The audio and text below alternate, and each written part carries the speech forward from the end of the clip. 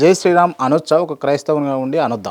మీరు అనకూడదండి. అనకూడదు. ఉమ్, క్రైస్తవుడు అనుకుంటే మాత్రం అనకూడదు ఖచ్చితంగా. ఉమ్, కారణం ఏంటంటే వాళ్ళ బైబిల్లోనే చాలా క్లియర్గా ఉంది.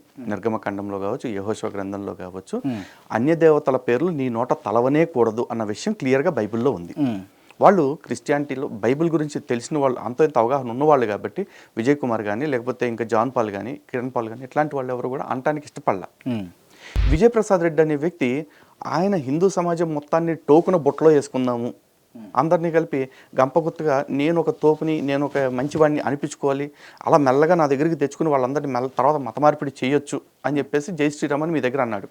ఆ తర్వాత వీడియోలు పెట్టి ఏమంటున్నాడు, ఆ నిమిషం నేను నటించాను కాసేపు అని చెప్పేసి తనే చెప్పుకుంటున్నాడు. నీ మతంలోకి 10 మందిని లాక్కోవటం కోసం నీ మతస్థుల్ని మోసం చేసి, నీ మత గ్రంథాన్ని మీరి హిందువుల్ని ఎదవల్ని చేయాలని ప్రయత్నం చేసి